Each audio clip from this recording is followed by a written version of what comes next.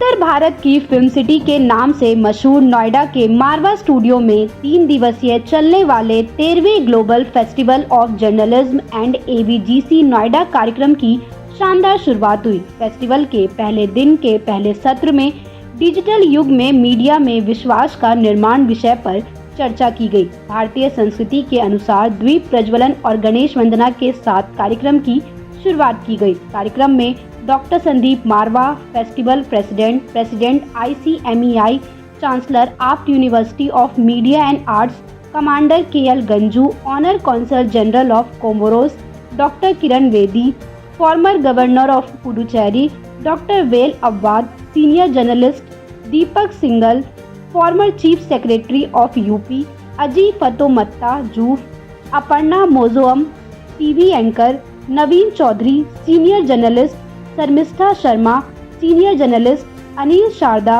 Senior journalist मौजूद रहे।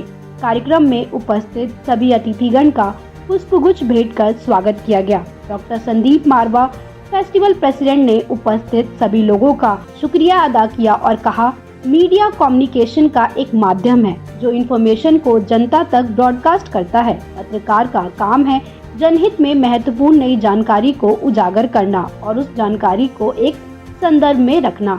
वहां मौजूदा अतिथिगण ने जर्नलिज्म पर अपने अपने विचारों को साझा किया। कार्यक्रम में अतिथिगण द्वारा शहीद भगत सिंह फोरम का पोस्टर रिलीज किया गया। साथ ही डॉक्टर दिवाकर गोयल की लिखी मेरे बचपन का चांद पुस्तक का विमोचन भी किया गया। कार्यक्रम में प्रश्न उत्तर का सत्र भी रखा गया, जिसमें स्टूडेंट्स ने अतिथिगण से कई सवाल किए और अपने प्रश्नों के जवाब पाए। कार्यक्रम के दूसरे हॉल में art school of animation paintings exhibitions का उद्घाटन अतिथिगण द्वारा किया गया। साथ ही art school of animation students द्वारा डिजाइन एनिमेशन वीडियो दिखाई गई। बता दें कि art university of media and arts द्वारा आर्ट्स एग्जीबिशन का उद्घाटन संदीप मारवा और अतिथियों द्वारा किया गया। कार्यक्रम के अंत में सभी अतिथिगण को डॉक्टर संदीप मारवा द्वारा फेस्टिवल मोमेंटो देकर सम्मानित किया गया। Oh, this festival is a glorious festival. Full marks to Mr. Sandeep Marwa for taking such a broad, adventurous and comprehensive and a holistic initiative which involves so many cross sections and particularly focused on the students. But what do you think about young generation? They should involve in these kind of events, right? They should. What do you want to say to about young generation? That's what it is. This is focused on the young generation, and you're all young. This is all meant for this. These are the school of journalism. So it's involving young budding journalists, and journalism has a very great value because you are a communicator. Journalism is communication between the event and the society, and the better the journalist, more credible the journalist, more intelligent the journalist, more responsible the journalist, better the information society. And society is based on quality of communication. The way the television news comes, the way I read the news, right? The way I listen to the radio, these are all very vital means of communication. चलिए बताइए क्या कहना चाहते हैं। हाँ, मुझे बड़ी खुशी है कि आज हमने 13th global festival of journalism Noida 2025 का यहाँ एक भव्य उद्घाटन किया है और हमारी आज की मुख्य अतिथि आदरणीय लेफ्टिनेंट गवर्नर रही किरण बेदी जी रही, दीपक सिंगल जो UP के चीफ सेक्रेटरी रहे और सभी महत्वपूर्ण गेस्ट यहाँ पर मंच पर मौजूद थे जिन लोगों ने अपनी जिंदगी के उन तमाम तजुर्बों को यहाँ पर इस सभागार में बांटा है। मैं इतना कहना चाहता हूँ कि 13वां global film festival of journalism जो है वो अपने आप में एक नया मकाम हासिल कर रहा है। दुनिया का ये एकमात्र ऐसा फेस्टिवल है जो जर्नलिज्म को लेके किया जाता है।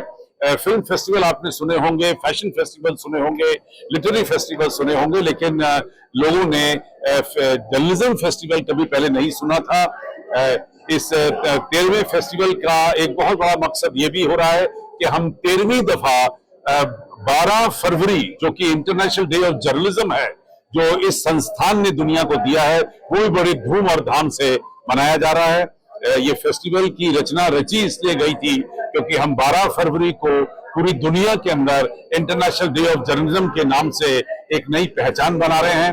हमारा बहुत बड़ा कंट्रीब्यूशन है 21 जून में जो कि इंटरनेशनल योगा डे अब स्थापित हो चुका है। और इसी तरीके से हम लोगों ने 2 अप्रैल का दिन दिया हुआ है जो कि एशियन यूनिटी डे है। तो मैं इतना ही कहना चाहता हूं कि मारवा स्टूडियो, AAFT और international chamber of media and entertainment industry जो इस वक्त इंटरनेशनल जर्नलिज्म सेंटर के साथ मिलकर इस भव्य कार्यक्रम को यहाँ कर रहे हैं, उसकी रीच पूरी दुनिया में पहुंच रही है। तकरीबन 50,000 से भी ज्यादा मीडिया प्रोफेशनल इस संस्थान के साथ जुड़े हुए हैं और सभी लोग बेहतरीन काम कर रहे हैं। सबसे बड़ा मकसद हमारा है कंस्ट्रक्टिव जर्नलिज्म। हम चाहते हैं कि दुनिया के अंदर जो जर्नलिज्म है वो देश की उन्नति और दुनिया की उन्नति में काम आए। Happy to be here of the journalism seminar which was held today. It is a great occasion for all the students because they heard lot of speakers. Only thing which I will say again, which I said inside also, be a brave journalist. And any brave journalist will never tell anything which is wrong. They will report the truth, and when you report the truth, it will help the society, it will help the masses. हर एक को सच्चाई पता लगनी चाहिए। झूठी खबर फैलाने से कुछ लोगों का भला होता है, समाज का भला नहीं होता। तो आपको ऐसा जर्नलिस्ट बनना है कि आप सच्चाई लोगों तक पहुंचाए, और सच्चाई तभी पहुंचेगी जब आप रिपोर्ट करोगे। अगर आप क्रिएट करोगे न्यूज को तो सच्चाई नहीं जा सकती। Thank you very much and God bless you.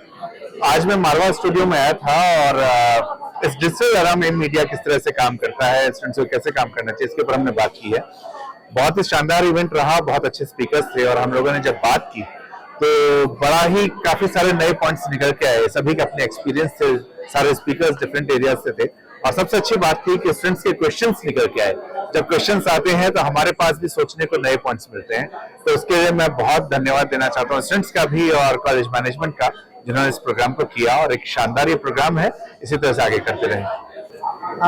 आज का इवेंट बहुत अच्छा था, बहुत शानदार था और मैं बधाई देना चाहूंगी मारवा इंस्टीट्यूट को कि उन्होंने अपने स्टूडेंट्स के लिए इतना अच्छा इवेंट ऑर्गेनाइज किया, क्योंकि जर्नलिज्म हर रोज उसके मायने बदल रहे हैं। अब डिजिटल मीडिया का टाइम है तो उसमें क्या चैलेंजेस हैं और उसमें कैसे ट्रस्ट बरकरार रखा जाए, वो सेमिनार का टॉपिक था। And I am sure students को उससे काफी बेनिफिट हुआ होगा। They must have learned a lot. बहुत अच्छे डिस्टिंग्विश्ड गेस्ट थे, स्टूडेंट्स को बताने के लिए उन्होंने अपने विचार प्रस्तुत किए। सो मेरी पूरी मेरी बधाई है मारवा स्टूडियोज को। इस सॉरी मैं दोबारा करूँ इसको?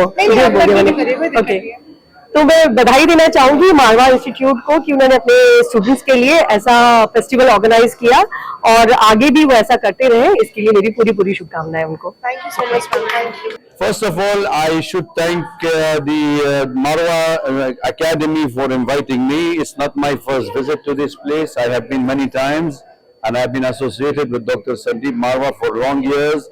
And I'm very proudly saying that you should be enjoying your staying, your studying in this institute, because this is the place of learning, not only learning from the seniors, but also going into the field, because you are in a country where democracy is disseminated among even the grassroots.